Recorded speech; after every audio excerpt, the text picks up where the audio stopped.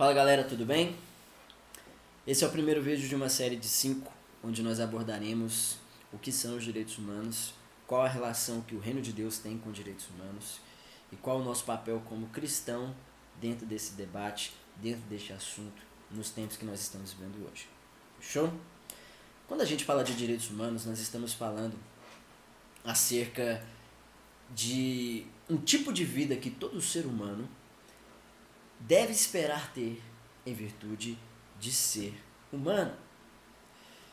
Quando a gente trata de direitos humanos, a gente deve compreender que o conceito de direitos humanos não é algo contemporâneo, não é algo da nossa geração, e muito menos é algo que surgiu com a Declaração Universal de Direitos Humanos, feita pela ONU em 1948. Esse é um debate que ele não surgiu de repente, mas ele é resultado colaborativo de uma contribuição filosófica que durou milênios, séculos. Estamos falando de algo que vem desde a cultura grega, com Platão, Aristóteles, que teve a contribuição de vários filósofos cristãos, que teve uma contribuição efetiva da Igreja de Jesus Cristo sobre essa terra e que está em alta nos nossos dias.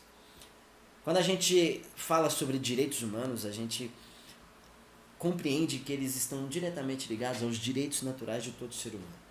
Thomas Paine, que foi um contribuinte direto, não só com a independência dos Estados Unidos, mas também com a Revolução Francesa, que são eventos históricos, que são processos históricos, eventos históricos não, processos fica melhor, são processos históricos que estão diretamente ligados com o debate sobre os direitos humanos na sociedade em todo o mundo. Né? A Declaração de Independência dos Estados Unidos e a Declaração de Direitos do Homem e do Cidadão na França, que são resultados desses processos históricos, elas tiveram participação direta na promulgação da Declaração Universal de Direitos Humanos da ONU. E Thomas Paine, ele afirmou o seguinte, que o homem ele veio da mão do seu Criador, e o que ele era na época? Homem.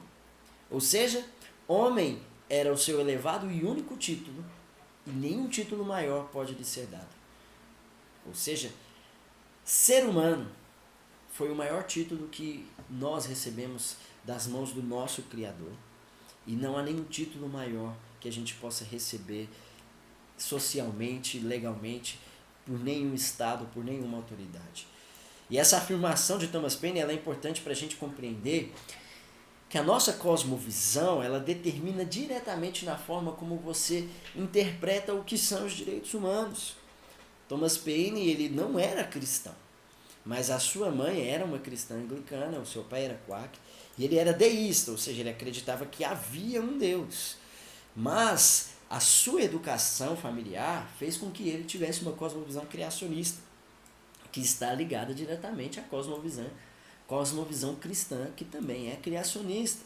Então, quando nós entendemos que o ser humano ele foi criado por Deus e que ele não é fruto de um processo evolutivo oriundo de um acaso que há entre as espécies, que há entre essa colaboração entre as espécies, isso vai mudar a forma como nós enxergamos o debate sobre os direitos humanos que a sociedade está envolvida hoje em dia.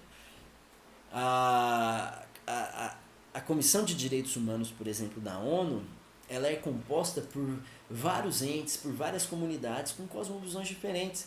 E hoje em dia, esse ambiente democrático que a ONU promoveu nesse debate, ele tem feito com que a cosmovisão cristã se torne minoria e, portanto, seja a que menos contribua com o cenário, com o debate, que seja a que menos contribua intelectualmente com este assunto na sociedade como um todo.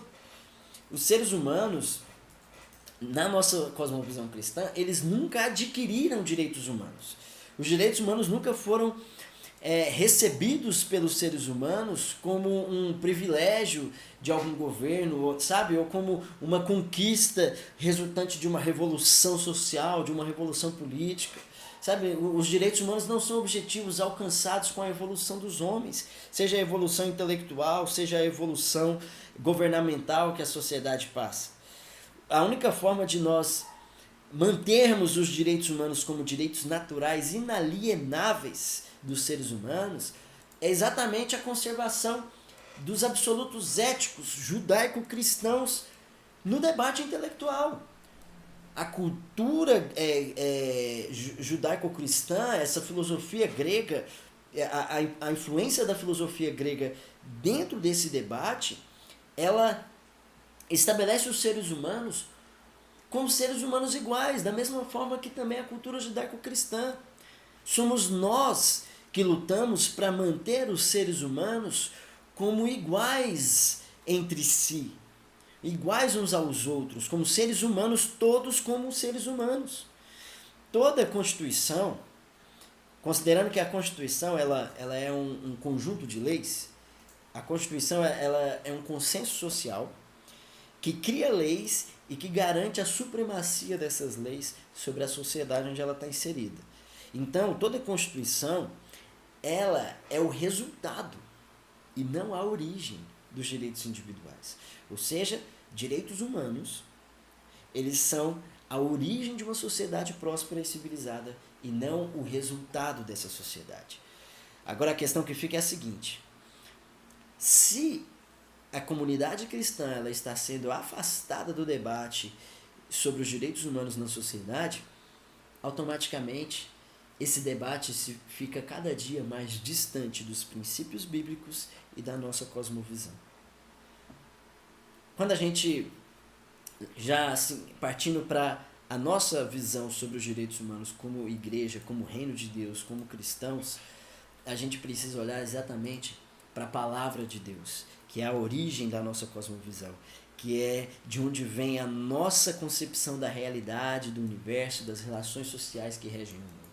A palavra de Deus ela deve ser aquilo que rege os seus pensamentos, que rege a forma como você interpreta o mundo, como você interpreta as suas relações interpessoais.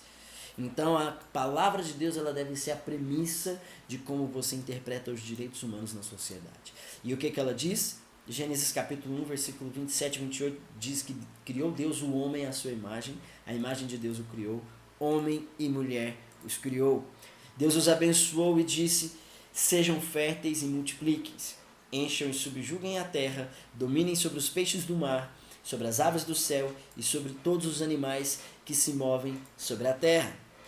Quando nós compreendemos que o homem foi criado à imagem de Deus, com qualidades racionais, morais e espirituais que expressam a identidade de Deus, que anunciam quem Deus é para a sociedade, nós compreendemos que é natural de todo ser humano alguns atributos, alguns direitos naturais, algumas questões que são que não podem se dissociar da identidade do próprio ser humano. Como, por exemplo, a liberdade. A liberdade do ser humano de buscar a Deus, de querer se relacionar com Deus, de poder professar, praticar e propagar a sua fé. A liberdade do homem de cultuar a Deus, ou seja, a liberdade de cultura do ser humano, a liberdade de consciência, de pensamento e de expressão. Tudo isso são liberdades inegociáveis que todo ser humano tem pelo fato dele ter sido criado à imagem e semelhança de Deus. A nossa linguagem, ela é livre, ela é ilimitada. Quando nós olhamos para a criação de Deus, nós vemos que Deus ele cria homem e mulher, mas antes de criar a mulher, ele cria primeiro o homem e ele cria um ser humano com essa capacidade de linguagem ilimitada e completamente livre. Por quê? Porque ele criou o homem para primeiro se relacionar com Deus e depois para se relacionar com outros seres humanos. Não é que o homem seja mais importante que a mulher, não é isso. É porque o ser humano, a primeira liberdade dele é a liberdade de pensamento, de crença, de opinião, de expressão e de fé. Entende? Então, a sua primeira liberdade inegociável é de você acreditar no que você quiser acreditar. Entendeu? E ninguém pode te roubar isso. Entenda isso. Né? Quando nós temos essa liberdade de forma soberana, quando a gente compreende que a liberdade de culto é soberana, nós entendemos que ninguém tem o direito de impedir você de cultuar, de pensar ou de se expressar. Porque um direito não, ele é superior ao outro. Ou seja, se a liberdade é a premissa, automaticamente ninguém pode impor ou obrigar alguém a cultuar a determinado Deus ou religião. Porque você é livre. Você pode dialogar, você pode propagar, você pode professar a sua fé. Mas agora obrigar por uso de violência ou por um monopólio de força governamental como o Estado, por exemplo, não. Essa liberdade é inalienável, ela é inegociável. Então, quando a gente segue esse princípio da imagem de Deus, a gente compreende também o seguinte, que Deus, o Deus que fez a raça humana, ele é em si mesmo um ser social, porque ele é Pai, Filho e Espírito Santo. Então, quando nós olhamos para esse Deus social, nós entendemos que nós fomos criados para nos relacionar com Ele e também uns com os outros. Nós nos relacionarmos uns com os outros é um direito nosso, natural, exatamente pelo fato de nós sermos humanos. E quando Deus ele cria o ser humano, ele cria homem e mulher, seres diferentes, mas ambos a sua imagem e semelhança. A palavra de Deus diz que Deus criou o homem, homem e mulher os criou a sua imagem e semelhança. Então, tanto o homem quanto a mulher são a imagem e semelhança de Deus. Ou seja, eles são iguais na origem, mas diferentes na sua formação. Se a gente continuar aprofundando esse debate, a gente compreende o quê? Que a própria sexualidade, ela é criação de Deus. Né? Então, quando a gente parte para esse aspecto da sexualidade, a gente compreende que as liberdades humanas de relacionamento, o respeitar e o receber respeito, independente de idade, sexo, raça ou posição, ficam debaixo dessa classificação de relacionamentos sociais. E entenda o seguinte, que tudo, tanto o nosso relacionamento com Deus, o nosso relacionamento com os seres humanos e o nosso relacionamento com o meio ambiente partem dessa premissa.